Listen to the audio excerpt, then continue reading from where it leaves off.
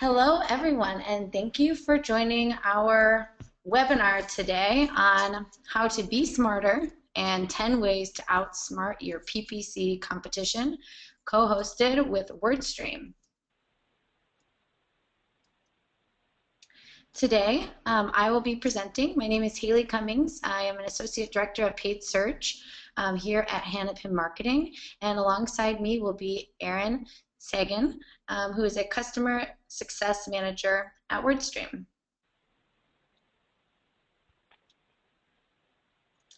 So today, if you like what you're listening to and you'd like to join the conversation, follow us at, include the hashtag ThinkPPC in your Twitter tweets, or use the webinar question box to send us questions that we will get to at the end of the hour.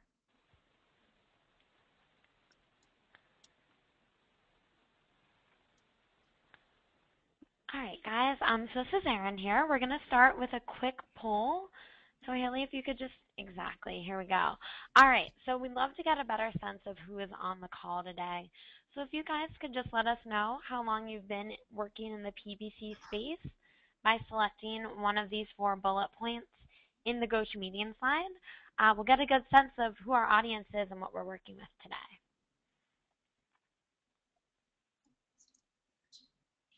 So Erin, how long have you been in PPC? I've been in PPC for about 3 years, which I think to some doesn't sound long, but one thing to think about when you're working with PPC is it's so important that you're always up on some of the newer things as it's always evolving. So 3 years, for me, it feels like a long time in PPC. How about you? Absolutely. I feel the same way. So I've actually been in PPC since 2007, so about 7 years, which makes me like a dinosaur. I remember when I first started in PPC, I was using Atlas, if you can imagine, to kind of track my campaign's performance, which was not even a paid search. We called all of our keywords placements. So it was quite a long time ago, and things have changed a lot. So I am right there with you. I still feel like I'm new, though, because I learn things every day. I know, I really feel like it's always changing. Absolutely.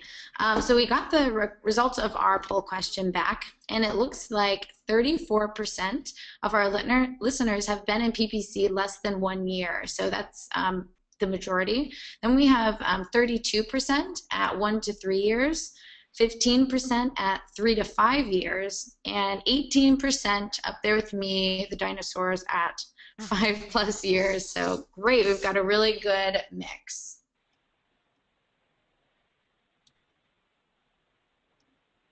So our next poll question is, how do you manage your accounts? A, I manage it myself. B, I'm part of a team that manages it. C, I outsource my account management. Or D, I'm rethinking how my account is managed.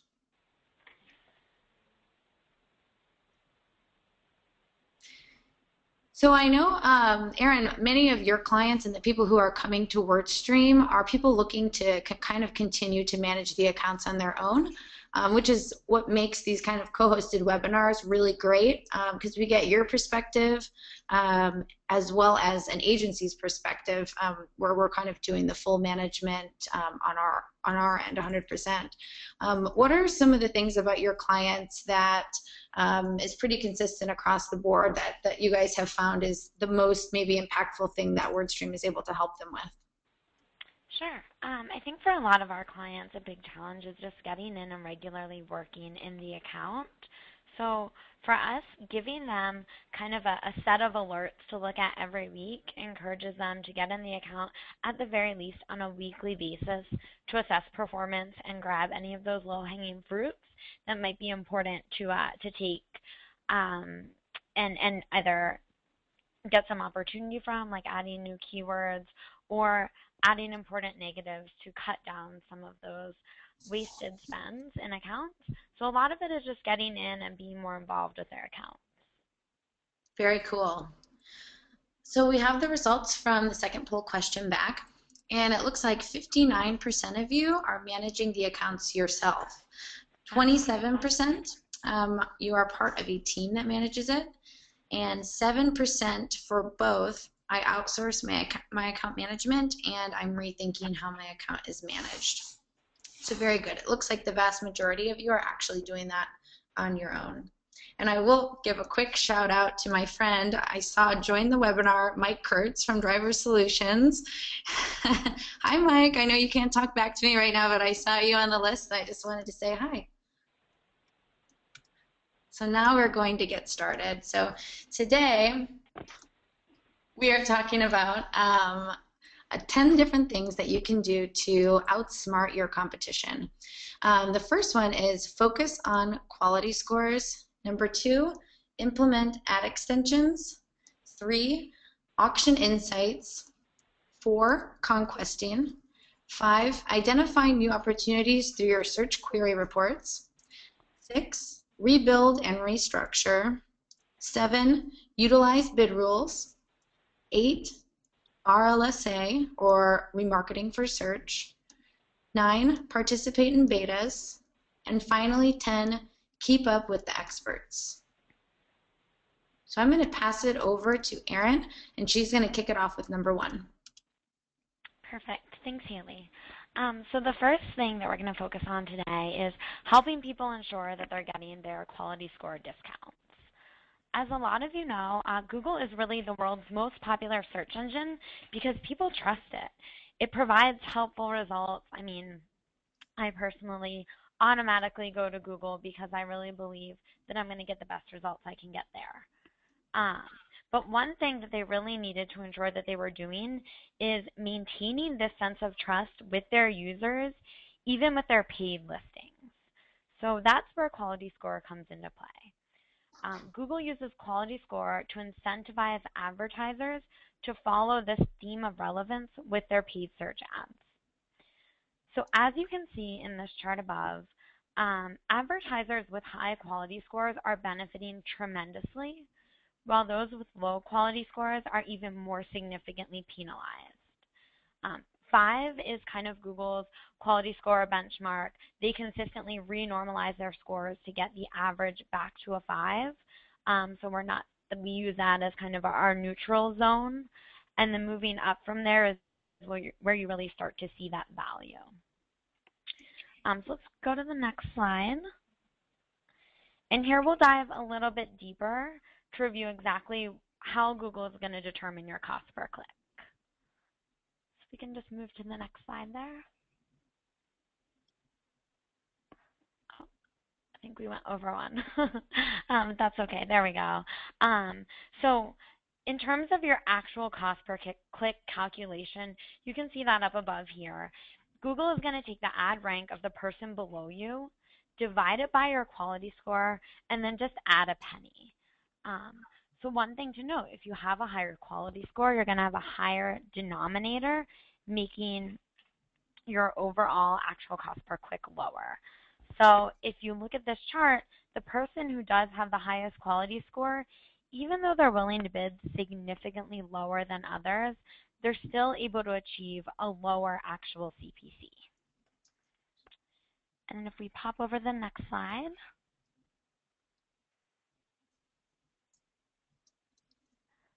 yep, so if we move over to the next slide, you guys will see how you can start to get your quality scores in check. So there are 6 components that are contributing to quality score.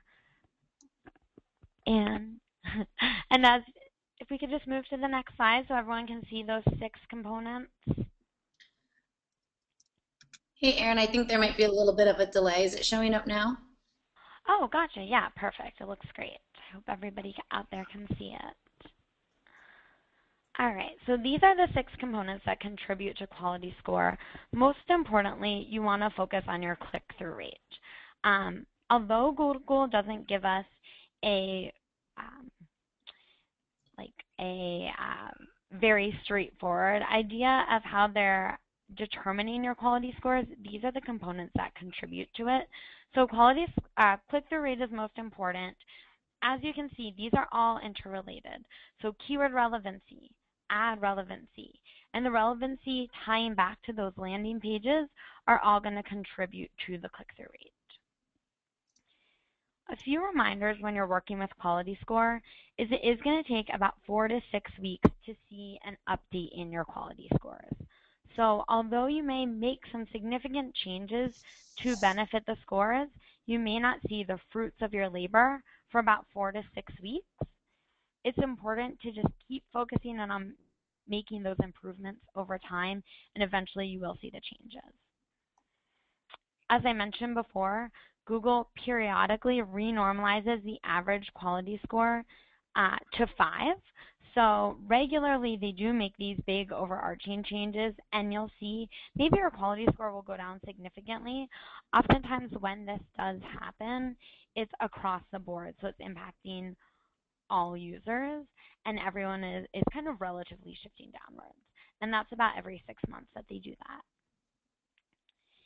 Another thing to be mindful is the average quality score does fluctuate by industry.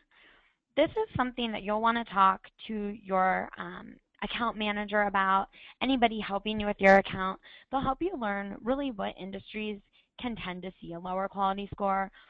One example might be the legal industry. Oftentimes we see lower quality scores with legal accounts. And again, those are all relative. So the majority of legal accounts are going to be experiencing some of the same struggles that you are.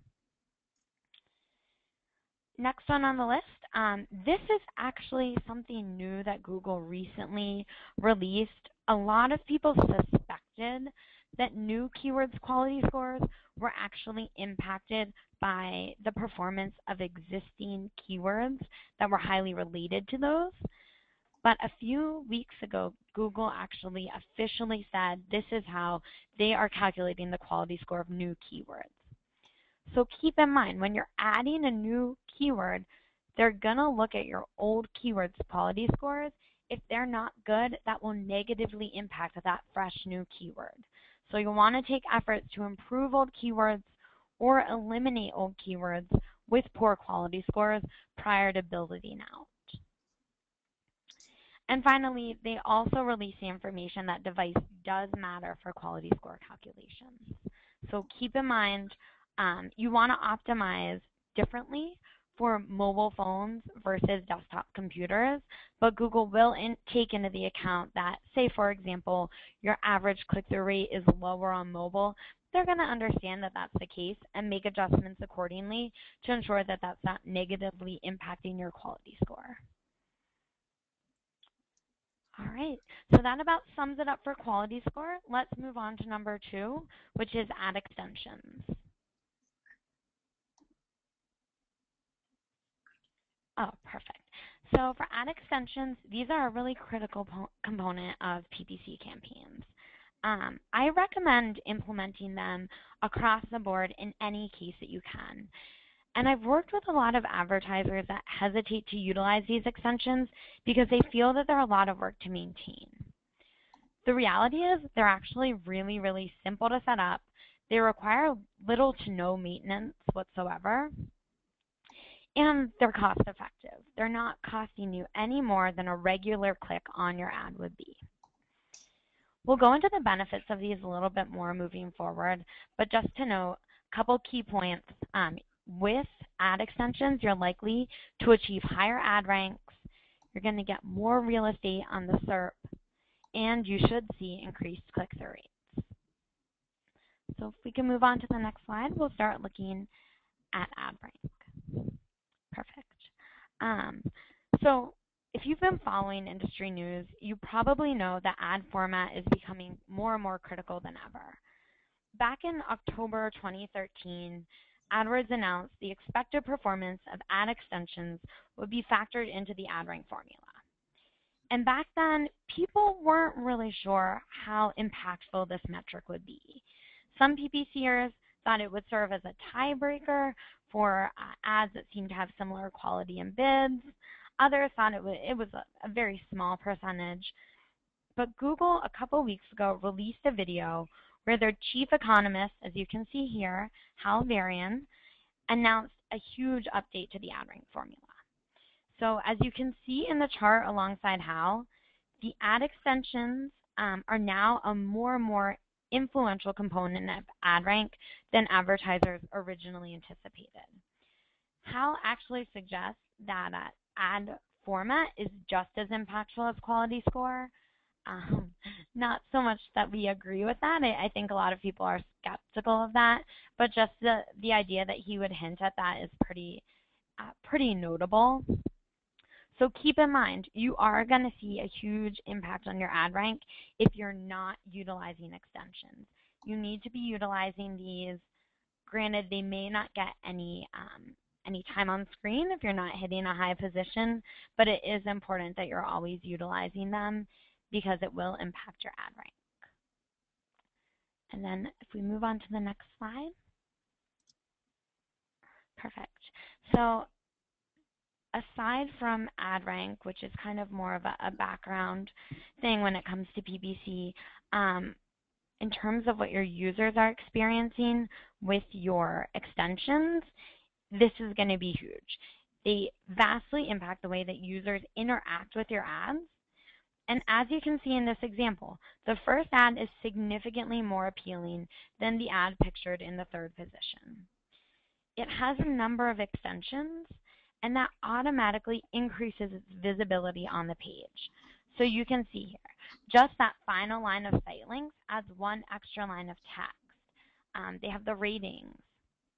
All of those things are impacting the amount of real estate that this particular ad has on the search engine results page. If you look at the ad down at the bottom, which has no extensions at all, you can see it's significantly smaller, it's a standard ad, and eyes are not going to be driven to that ad. Imagine if these ads were reversed and the person in the first position did not have extensions and the one in the third did. Chances are the one in third position would get equal or more clicks to the one in the first position, and that's a great leg up on your competitors. I mean, if they're overbidding to get in a top position and you're able to detract clicks from them just because you have a more appealing ad with more information and with extensions, chances are you're going to see a higher click-through rate than they will. All right, so that about sums it up for ad extensions. Cool. That was great, Erin. I especially liked that you called it a quality score discount. I think that was really a great way to put that. So next, we're going to talk a little bit about auction insights. You may be thinking, what I was looking for was right in front of me all along, since we can find this right in Google. And if you've seen this movie, you would know how relevant this photo was. So first, you have to ask yourself some preliminary questions. Decide which campaigns you are most concerned with. A, is it all campaigns? B, just one or two? Or C, a specific keyword, theme, or group? So for some advertisers, they're very concerned about how their competitors line up with them for everything within their account. For others, they may have their campaigns segmented by category or brand versus non-brand. And then from there, you may be able to say campaign A versus B provides much more revenue, is a lot more important to us. We're still maybe testing in the second campaign, whereas in the first one, we really want to focus on gaining some of that share from our competitors. Or C, if it's one specific keyword, theme, or group, you could have just a very specific number of keywords that could be your hero keywords. Maybe there are 5 to 10 that garner a huge percentage of your total conversions across the whole account. Segmenting those out, or at least doing the research on those keywords individually to see where you could gain some ground against your competitors might be a good idea. So once you know what you want to focus on, check out where you stand. How to pull the data. So now let's walk through how to start looking at the data. So you can find this right in your AdWords interface. I've done some pretty cool, I think, competitive analyses for my clients and some competitive landscape research just using the free stuff that we have right within the interface. So first thing is log into your AdWords account, navigate to where that campaign or group or keyword exists, and then select the details button highlighted below, and then select all. So what does this data show us? From here, you can see where you stand compared to your competition for the following metrics. Impression share, so this will be a percentage taken from how often your ads are showing versus the total available query volume. Second, average position. So this is one that we're all very familiar with. This is the average position your ad will show up in against the given set of keywords or campaigns. Next, overlap rate. So this is how often your ads are shown in conjunction with this other competitor's ads. Fourth, position above rate. This is how often your ad will be ranked above that competitor. So this is a really great metric to take notice of. And fifth, top of page rate. So this is the percentage of times that your ad will show up in that first through third top of page position. So very important as well. So make sure you're looking at competitors that are closely related to your brand.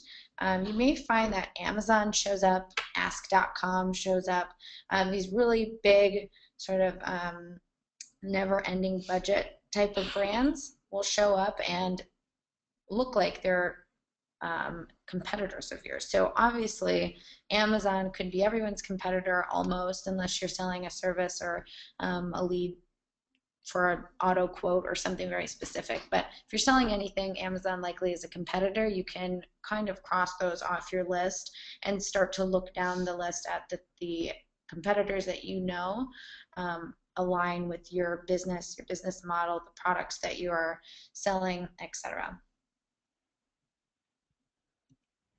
Next steps. So now that you know where you stand, what can be done about this?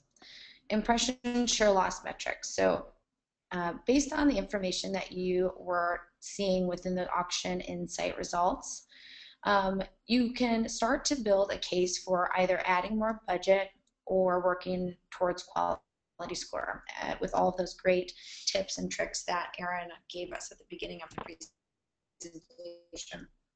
So first is build your share by increasing your daily budget. You can get a impression share loss due to budget, which is a very straightforward number of impressions that you're missing out on just due to capping out in budget. So it's a very simple way to sort of test gaining incremental conversions. I would be cautious though, as you spend more money and show up more frequently, you could see your CPA increase, but I think this is a great place to start if you wanted to do a conservative push and know where that gap exists and how large it is. Second is build your share by increasing your bid. So this one's a little bit different. A very quick way to do this is to make sure that you don't have any keywords that are off the first page. As Erin said, if you have old keywords within the account that are dragging down quality score, same thing goes for those keywords that aren't showing up on the first page results. I don't know about you guys, but I never click to the second page, and I would assume that the majority of our listeners today don't do that as well. So if you're bidding on it, make it worth your while, get some data, make sure it has the chance to show up at least on the first page. And that's where you're going to be gaining some of that impression share loss due to rank. Once you can do some of those things, revisit in 3 months and then set a quarterly reminder moving forward. Once you've identified those key competitors that you really want to compete with and that key subset of keywords that you find highly, highly valuable, you can kind of start to watch your position above rate change, your overlap rate change, and build a goal within your quarterly brand reviews and in your planning that can help you move the needle on gaining some traction over your competitors.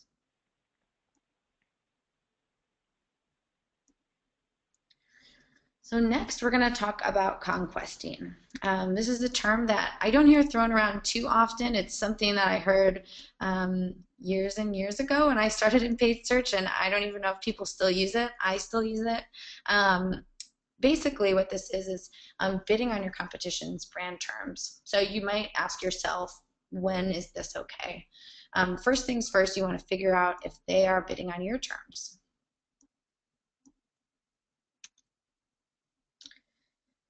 How do you know if you should conquest? So as we just said, after looking into your auction insights data, you can now revisit this by looking at your branded terms only. So when thinking about doing some conquesting, you really want to find out who is bidding on your terms. I recommend this because if you have a competitor who isn't currently bidding on your brand terms, I don't recommend starting because likely they'll know that you've started and then they'll start and then everything will kind of become more expensive. So answer these questions to qualify a conquesting campaign. Number one, how much impression share are they gaining from your brand? So with those metrics that we just covered, impression share would be the metric I would look at against your brand terms for your competitors. So if your competitors are gaining 10 to 20 or more % of impression share just bidding on your brand terms, I recommend taking note and especially highlighting the ones that are gaining more than 10 to 15%. Has your branded CPC increased over the past 3 to 6 months? So you can do this by taking a look in the interface and just setting your time range to 6 months or 3 months or anywhere in between, choosing CPC as the metric you want to chart and seeing if that is increasing up or down for your branded terms. And to do that, you could just set a filter for keywords that contain or keywords that are, and then list your brand name. If that is up and to the right pretty steadily, it means that you're experiencing some competition. How has that CPC increase affected your ability to garner the same number of clicks/conversions? So as your CPC increases, it becomes obviously more expensive for us to maintain the level of conversions that we were getting before. Without an average order value increase or some other change, it would be pretty difficult to maintain the same revenue that you were seeing before when you had to pay less. It's really important to take a step back and try to figure these metrics out before you spend a lot of time creating a conquesting campaign, and hopefully after you answer 1 through 3, you'll be better armed to either move forward or pause on this tactic. So if you're going to set up a conquesting campaign, set some expectations. I thought this sign was really funny, so I threw it in there. I'm definitely setting some expectations that are pretty obvious. So first, remember this audience is already telling us what brand they are loyal to and or done research on. So if I am looking for Uggs boots and a what's another, Emu, I think that's a competitor, is showing me an ad, they should be fully aware that I'm maybe already brand loyal and already researched the specific boot that I'm looking for. So what does this mean for us? They will not likely click on your ads. So I may know what I'm looking for, and that ad may not stop me from going directly to the UGG site. So therefore, your click-through rate could be low. However, if that ad is compelling enough and I'm shown that Emu ad, I hope that's a brand, I think I'm making it up, then I may be compelled to switch or change my mind. If I'm far enough down the funnel and that ad is compelling and it's either showing me more cost savings, better selection, maybe there's a return policy that's really great, whatever that is, make sure it's compelling. And therefore, when I get to the page, since I am so low funnel, the conversion rate on this customer should be higher than your account average. Hey, Hayley, if I could jump in and just set one more expectation that I thought was really interesting that one of our clients experienced. They had been doing conquesting. I mean, we were recommending it 100%, bidding on their competitors' terms, and they were actually seeing tons of clicks. and they couldn't get any conversions. And they finally set up call tracking and realized that when people were calling in, they were talking about the competitor branded term, and the secretary was turning them away and saying, "Oh, that's actually not our number. Let me give you the competitor's information." So whomever is answering the phone or is working with your return on those paid ads with those searchers, make sure that they're aware that you're bidding on some of these terms and have the proper response for when they call in on the phone, so you don't spend all of this time getting these great new searchers and losing them when someone on the other end picks up the phone. That's a great point. Thanks for sharing that, Erin. Yeah. So how should you set up your campaigns? How do you ensure you are setting your campaigns up for the most success possible? So we're still talking specifically about those conquesting campaigns. First, you want to utilize a strong call to action and research what your competition is offering and beat it/meet it.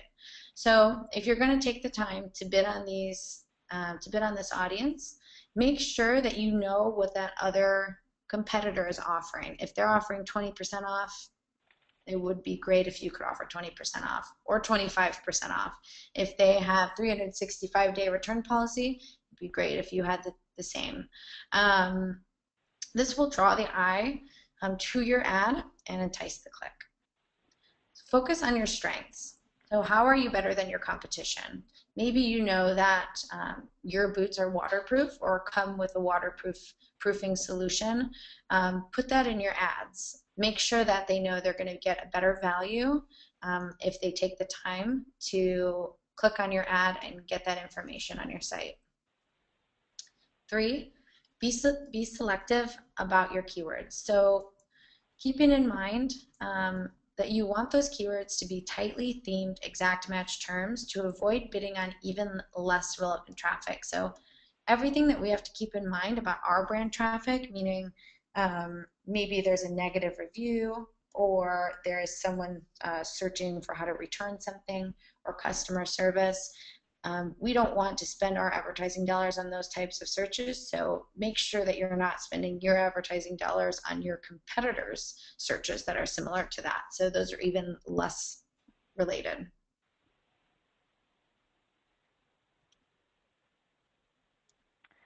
All right, this one's one of mine.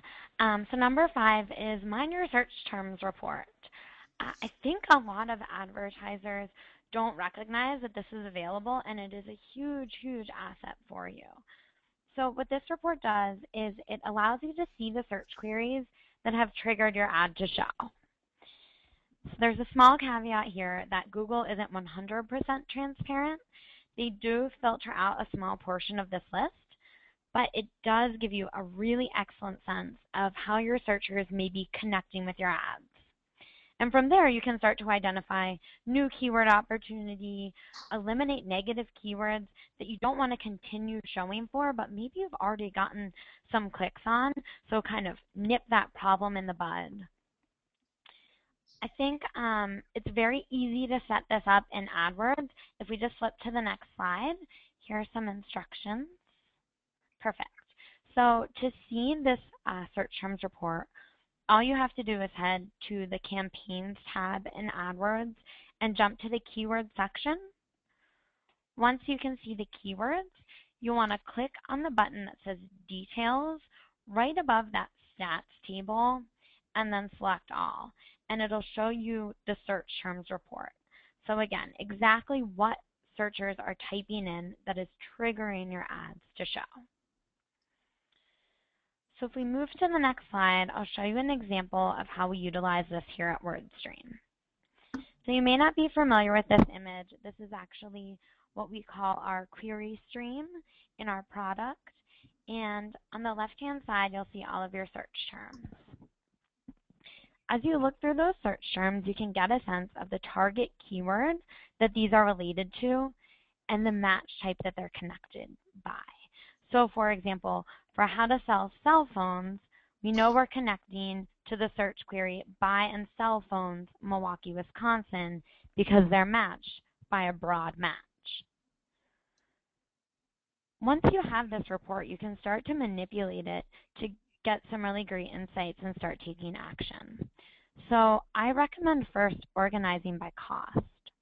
When you look at the words that are the most expensive for you and identify if they're really a good fit or not, you can oftentimes find really good negatives that are costing you a good bit of money, but you're never converting for. You may also find words that are resulting in conversions that you just aren't bidding on right now.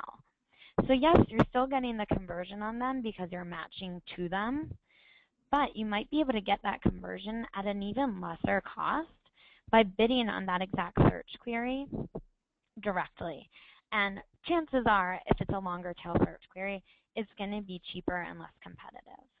So in the product, as you can see here, you can actually directly take action and just add these as either new keywords or negatives directly from the report. In AdWords, you have to jump through a couple more hoops, but the sentiment is still there. Look through this report and start to take action on it. All right, so I'll turn it over to Hayley for the next one. Great. So my third poll question is, do you currently segment your match types by ad group? A, yes. B, no. C, in some cases. Or D, I don't know. So we'll give you guys a minute to think about that. I think there's a lot of different ways that have been recommended as far as segmenting or not segmenting your match types. Some of you may use a tiered bidding strategy. This is going to lead into one of the next topics that we talk about. So Erin, what's the Wordstream thought on this? That's a good question. You know, we tend to manage each account differently. So I think if you would talk to the different reps, everyone has used a different strategy at some point in time. With a lot of our more advanced users who have been with us for a long time, we eventually moved to a stacked bidding strategy. So I think that's absolutely something to explore. The big red flag that we look for and definitely don't recommend is setting everything on broad match or everything on exact and calling it a day. This takes time. You always want to make sure that you're kind of evolving your account over time and making smart decisions about your match types, and they should always be based on data. That's great. Thanks, Erin. I totally agree. We've got the results back from your third poll question, and 36% of you are not currently segmenting your match types by ad group. 29% do segment your match types by ad group, 22% in some cases, and 13% don't know. Great. So next we want to talk about rebuilding and restructuring. So don't let your competitors outsmart you when it comes to the simplest of tasks. Your account structure and content determines everything, so do it right. And this is actually a town built out of Legos. So I thought that was... Oh, that's awesome. Why is it important to segment your match types? So you're going to hear my opinion on this. Yours may be different, and we can definitely get to those questions at the end. So if you cannot be sure you are prioritizing the most valuable terms, then you risk your competitors stealing share of voice. If you have a higher bid set at the broad match level than at the exact match level, the algorithm could prioritize your broad match keyword. So in some cases, if you are using a tiered bid strategy, you may already know to set those exact match keywords a little bit more aggressively than the other ones, but for many of us, we're updating bids so frequently on a mass kind of level that it's very hard to keep track of the individual sort of different match types and making sure that they are set up with that sort of 5 cent, 10 cent, $2 cushion, whatever you've decided on. Segment by a group so you can prioritize the most valuable exact match terms first. So if you're able to separate out by group, you can prioritize those keywords by using exact match negatives. So we call them embedded negatives. So negative the exact match versions of those terms in the broad match groups, and do the same in the phrase match. What could happen if you don't? This is a little dramatic with the caution tape, but I feel strongly about it. So here's what you will be risking. A, you could run through your budget on less relevant audiences. Showing a less relevant ad copy because we can't be 100% sure what that broad match query will be. And landing your potential buyers on a less than specific page.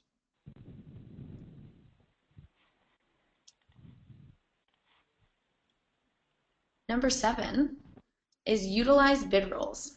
So I know you're busy, so let's take advantage of some of those free tools available right in AdWords.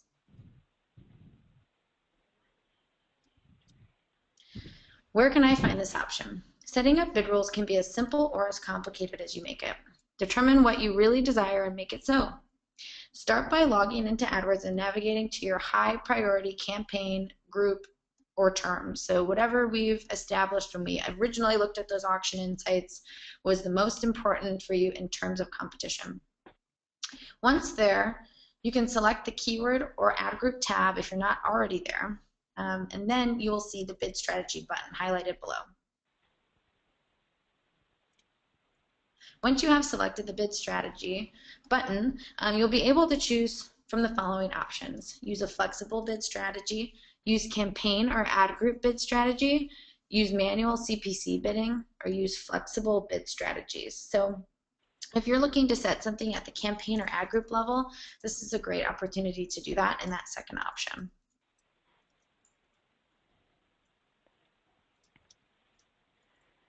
Or you can select automate, which will provide the following options.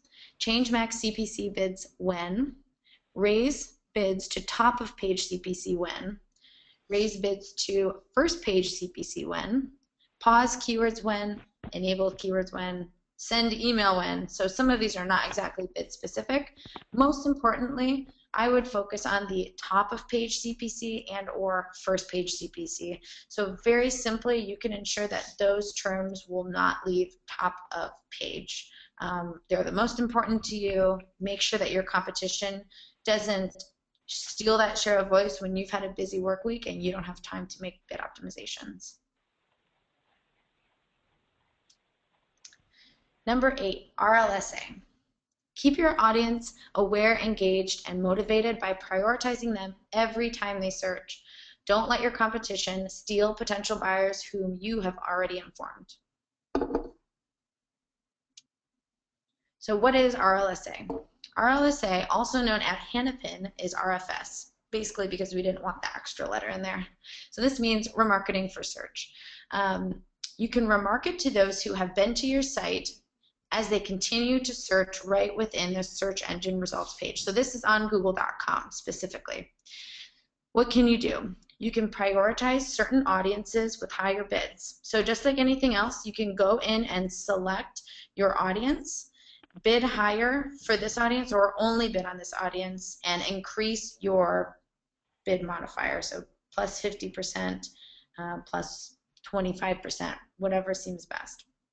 You can customize ads to those who have previously visited your site and or taken a specific high value action. So if they've made it almost to the cart, if they've looked at, very specific products that you know that they're interested in, hit them with an ad tailored to them later as they're continuing to do their research. You can also use a more aggressive call to action. Buy now, get a special discount with an end date to promote more urgency. This will allow you to set a separate budget for those who are searching for related terms and are already brand conscious. Why should we focus on this? So this audience should be your highest priority, as they are raising their hands and asking for more information, unlike remarketing within the display network. So these are remarketing within the display network is sort of catching up with those users as they're doing other things online. If they're back on the search engine results page, they are actively continuing to get more research. They are previously qualified as being brand aware, which will lower your risk. So they've already been to your site. If they don't want to click, they probably either already know that or your ad will remind them to come back and visit. They are telling us they are still in market by continuing to search, also lowering your risk. So exclude your converters. Make sure that those are not included. All right, perfect. So just a couple more for you guys. The next one is participate in AdWords betas. Utilizing betas is an awesome way to get a leg up on competitors. I think there's a big misconception out there. Marketers assume they must be invited specially to join a beta program or must be a really, really high spender like a Target or a JCPenney's. That's really not the case. For the majority of the betas out there, Google is really flexible about participation, and 9 times out of 10, all you have to do is kind of throw it out there that you want to do it and ask. A recommendation here is to always be on the lookout for betas that you wish to explore. Google is always announcing new tests through the AdWords Insights blog, so you can certainly follow that. Or you might simply just notice a new ad format online that you feel that would be a good fit for you. For example, think about image extensions. Guys, they're still in beta, I believe, but for people like hotel advertisers, restaurateurs, that is an excellent, excellent opportunity. And I think when people started to see those appear in the search results, they were dying to get them. So again, when you see something that resonates with you, that you know is a good fit for your audience, don't hesitate to reach out to your Google rep. Once you've identified whichever beta you want to join, that Google rep will be able to tell you if they're still taking participants, and they'll be able to share any application details with you. Sometimes the applications will be a formal process. Sometimes your rep will automatically let you in as long as you comply with their requirements. If you move on to the next slide, I'll show you guys a couple betas that have been really successful for us here at Wordstream recently. So the first is Gmail sponsored promotions. And this gives advertisers the opportunity to show ads on the Google platform rather than just using managed placements, actually using more advanced options to target Gmail ads by email address, subject line, job title, and product category. We were a little reluctant to try these, to be honest. As you can imagine, with any new test, you can't always anticipate what it's going to turn out to be, but this has been extremely successful. Our CPA dramatically decreased, and we saw a heightened click-through rate. So it's something that we'll absolutely continue to explore. Another great one is Google Merchant Promotions. I think these will become even more popular as more people are moving over to the shopping ads. And you know, the product listing ads are sunsetting quickly. So a lot of people are making moves to transition to shopping. This is a special offers to append to any of those image ads that are showing up from your shopping campaigns. It allows you to add a special offer. And with these, we have seen great results so far as well. So a decrease in CPA, pops in conversions, revenue, and return on ad spend. So again, something that we're going to continue using. Hopefully, these betas will really come to fruition and become permanent parts of the AdWords platform. But for right now, we are absolutely taking advantage of them, getting a leg up on our competitors, and utilizing them in the beta format. And then my final kind of parting word of advice, number 10, keep up with the experts. We are so lucky with paid search that there is no shortage of content online. The key is keeping on top of it. As we mentioned earlier, this industry is ever evolving, and it's really hard to stay on top of new trends if you don't make it a part of your daily schedule. Here's a couple things I recommend doing. When I first started, set up a news aggregator. I use Feedly to follow industry news. These are kind of my favorite blogs. I'm sure you all have your own to add to the list as well. But these blogs can help you stay on top of any new trends, new betas, big news coming out. in the PPC industry. I also recommend participating in PPC chat. I know a couple of the PPC chatters are actually on the line right now listening in, but this is an awesome discussion. They pick a topic every week. They do them on Tuesdays at noon on Twitter, and there are some really, really genius PPC experts on there giving feedback and discussing upcoming things in the industry. Also highly recommend, if you have the budget, get to an SEM conference. I know some of the guys on the phone were at the Hero conference. We're going to be sponsoring ClickZ in a couple weeks. Larry Kim, our founder, and I will be traveling to PubCon to give a few sessions in Vegas in October. So there's tons of good stuff happening out there. Guys, make a trip out of it. Get to some of these conferences, and you'll just learn a ton about what's going on in the industry. And finally, you guys already have a leg up on your competitors who are not on this call. If you're attending this webinar, you're one step ahead. So keep attending webinars. There's tons out there.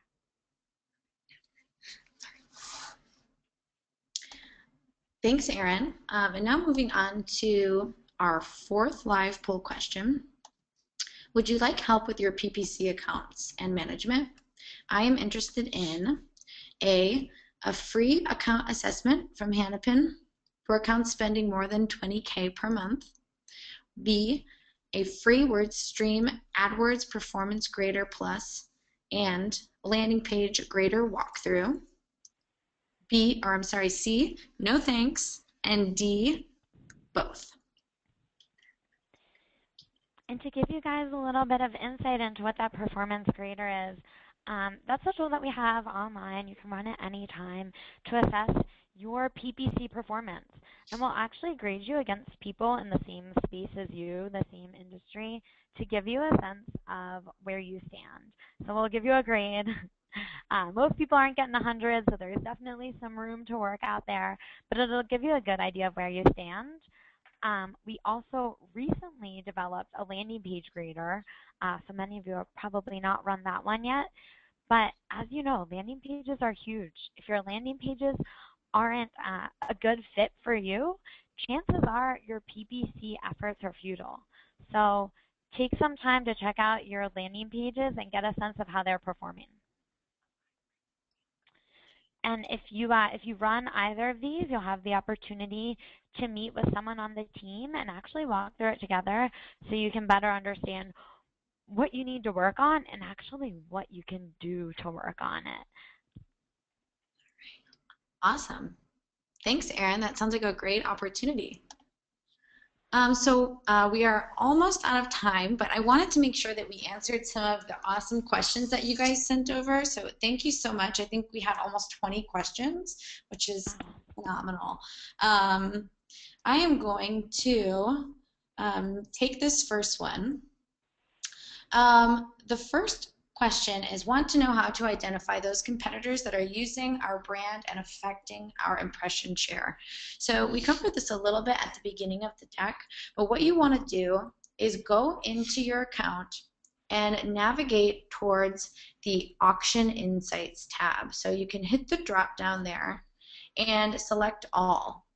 And that is going to give you results for whatever sort of subset of keywords or campaigns that you're currently showing up on within the account. So if you go into a specific ad group, it's going to give you that level of info. If you're looking at all campaigns together, it will give you that level of info. I suggest navigating to the most important one to you, and then kind of looking at that. And also pay attention to the time range that you're selecting, and I think it's most impactful to do at least 60 days. The next question, Erin, maybe you could help answer this one. Someone had a question about how often should we pull the search term reports and make adjustments?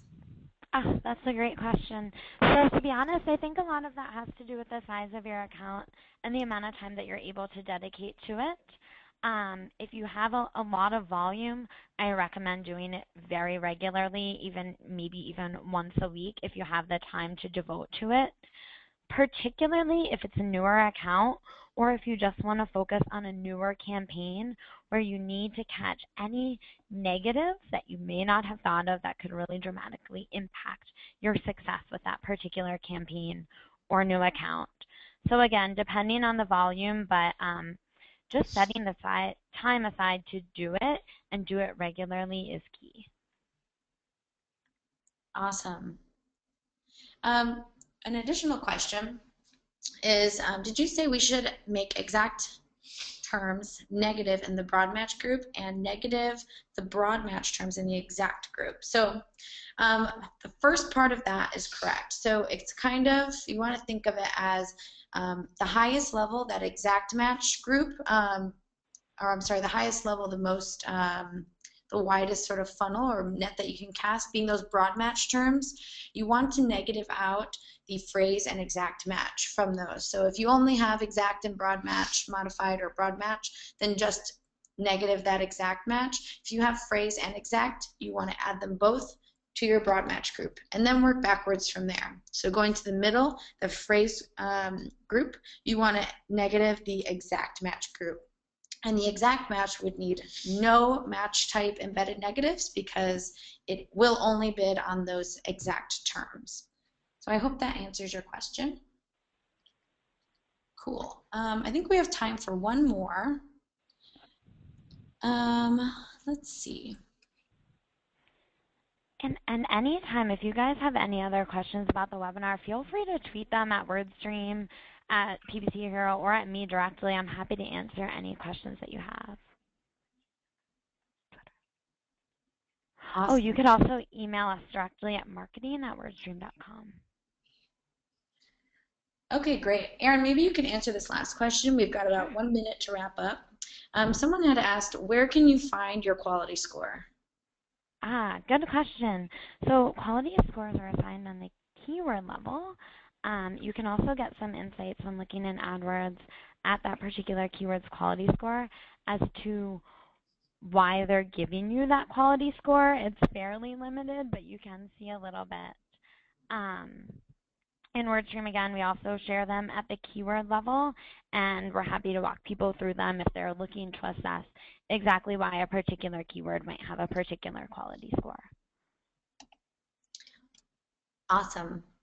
So if you have more questions, feel free to reach out to us or contact us directly. If you have feedback for Hanapin, contact marketing@hanapinmarketing.com. Feedback for Wordstream, contact kgwozdz@wordstream.com. So thank you so much. We really appreciate you all for attending, and we hope it was valuable. And we will see you on the next webinar. Absolutely. Thanks, guys, for attending.